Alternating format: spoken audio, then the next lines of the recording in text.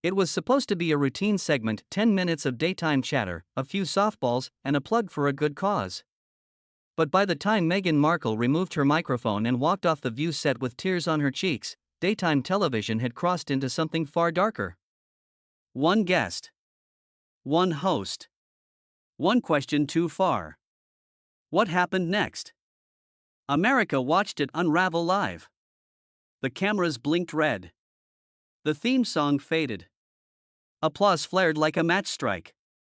"Good morning, everybody," Whoopi said, her voice warm, practiced. "Today's guest?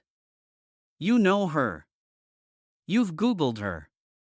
You've debated about her at brunch. Actress, advocate, mother, podcast host, please welcome Meghan Markle."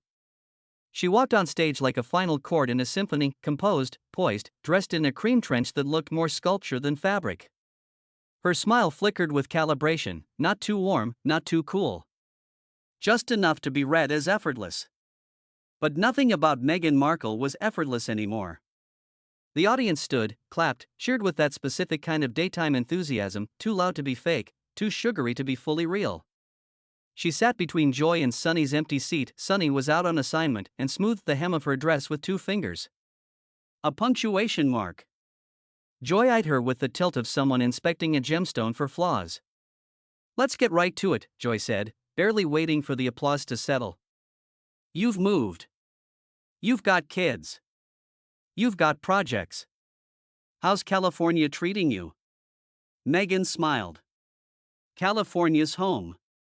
Sunshine, ocean. Slower pace. Well, as slow as life gets with 2 toddlers." A gentle laugh rippled from the audience.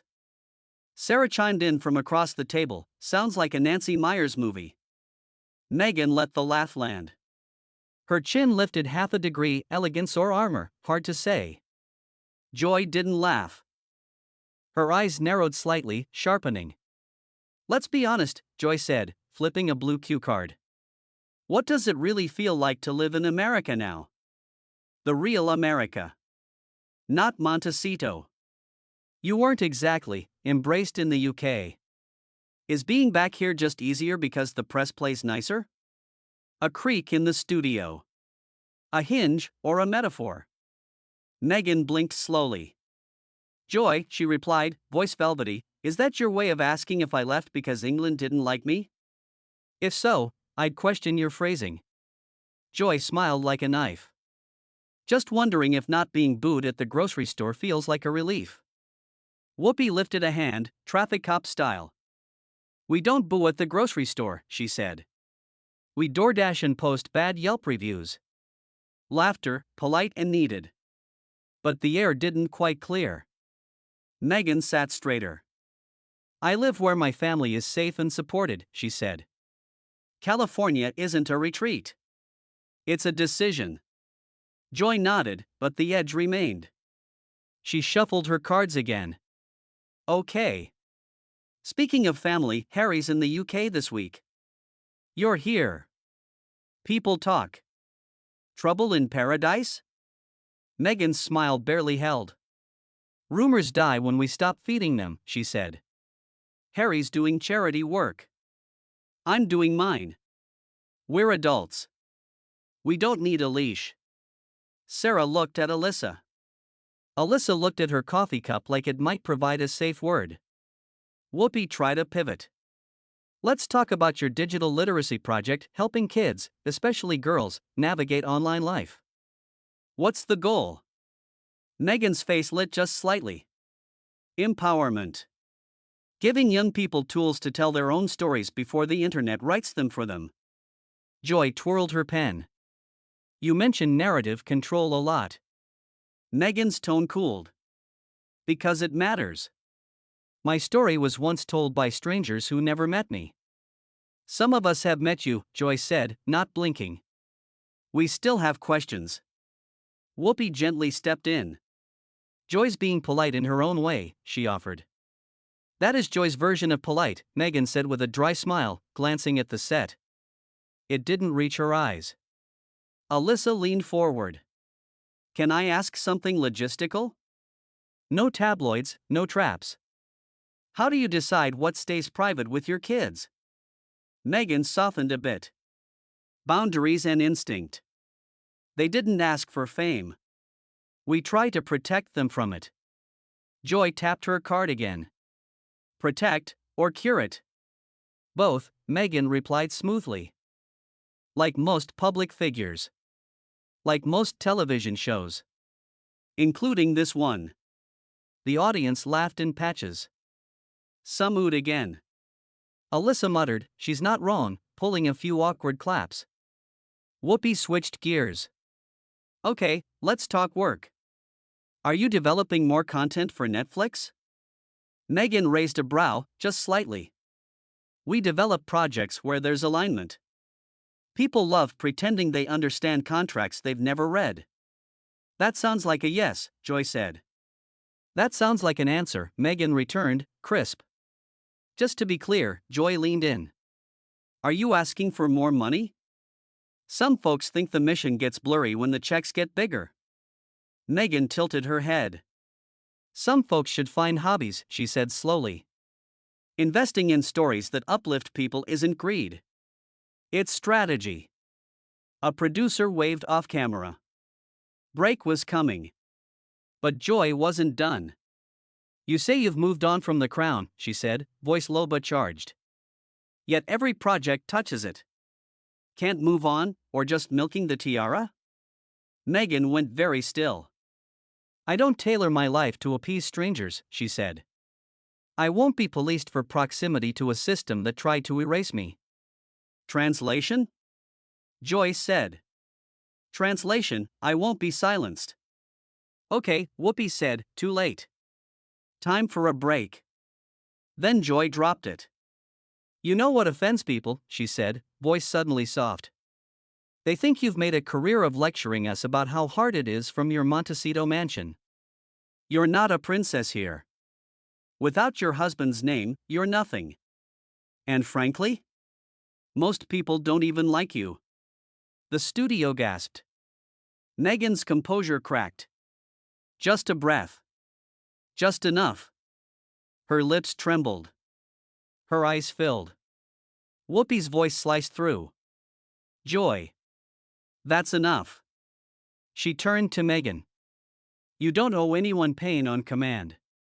Meghan's voice broke. "I came here in good faith. And all I've gotten is judgment dressed as questions." She unclipped her microphone. "I don't need to defend my existence every time I open my mouth." The audience clapped, some in support, some just reacting to impact. Joy sat stiff. Whoopi reached for Meghan's hand. "You don't have to stay." Meghan nodded. Stood. "Steady now. I deserve better than this," she said. "And so do your viewers." She walked off. Applause followed. The red light on the camera dimmed. And for the first time in years, The View didn't know what to say next. The studio stayed frozen long after Meghan Markle walked off stage. The camera cut to commercial, but the energy in the room didn't fade, it fractured. A silence more uncomfortable than any booze settled over the set. Even the producers didn't scramble. They just paused. Whoopi Goldberg sat perfectly still, her fingers gently curled around her coffee mug. Joy Behar, once so quick with her tongue, looked down at her cards. One of them had a tiny tear on the corner. She kept rubbing at it like it might erase what just happened.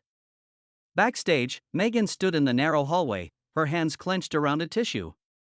A producer handed her a water bottle she didn't drink. Her stylist murmured something about fixing her makeup. She waved it off. Her eyes were rimmed in red, but she didn't care. Not anymore. She didn't cry for long. Only for a moment. Then something steeled inside her. "You don't have to go back out there," someone said. It was the assistant producer. Young, nervous, worried for her.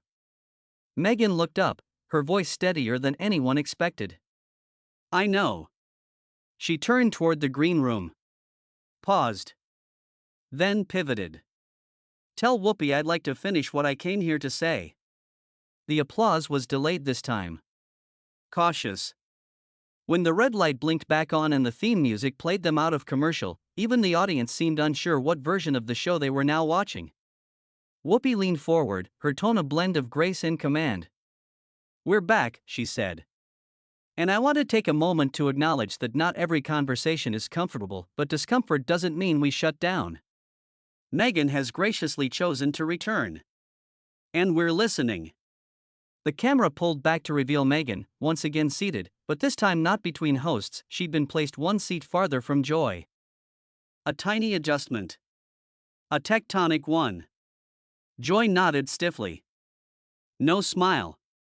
Meghan didn't perform softness. She didn't reach for diplomacy. But her voice was calm. "I came here to talk about digital literacy, especially for girls," she began. "Because I know what it's like when your story gets taken from you and sold for headlines." The audience was still. Listening. "And I didn't come here expecting an easy ride," she continued. "But what just happened?" She looked straight ahead, not at Joy. "That wasn't journalism. That was projection, dressed up as public interest." Joy spoke up, her voice lower now. "I ask the questions people want answers to. That's my job." Meghan turned, meeting her eyes. "And I answer for myself. That's mine." The audience applauded, cautiously at first.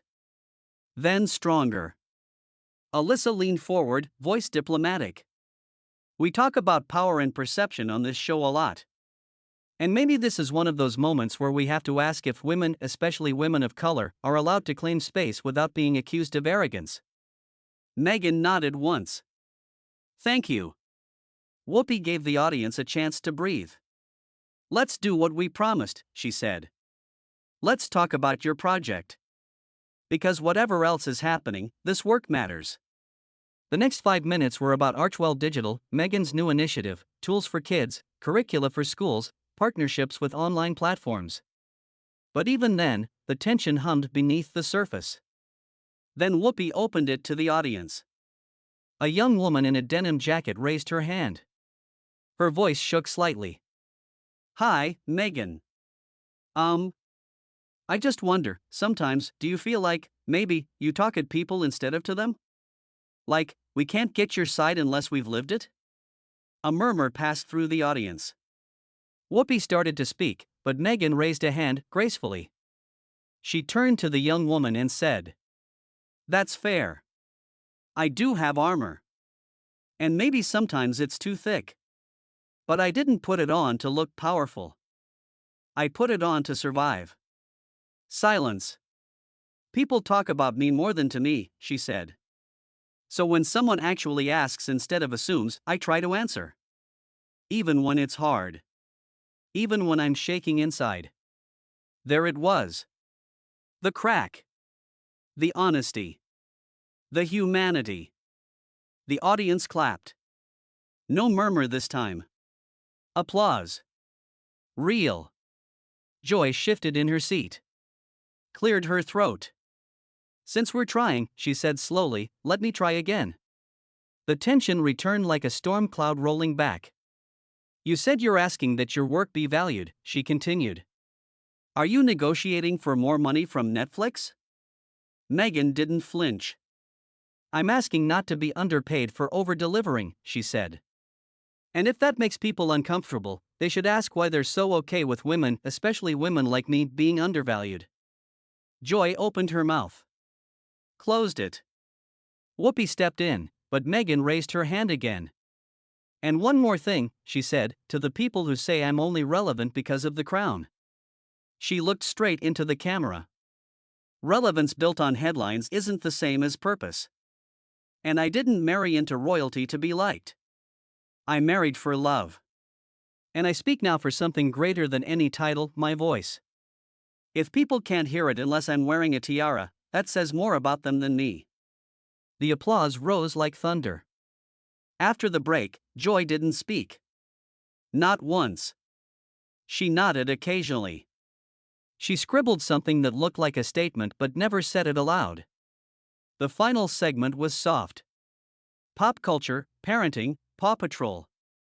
The tension eased, but it never vanished. And then Whoopi wrapped it. Thank you, Meghan. For staying. For speaking. And for showing that not every hard moment means a retreat. Meghan smiled. This one reached her eyes. Thank you for letting me come back. She stood. This time, with the audience on their feet. Not everyone. But most. Joy looked up. And finally spoke. If I went too far, she said, quiet, I regret it. That wasn't the intention.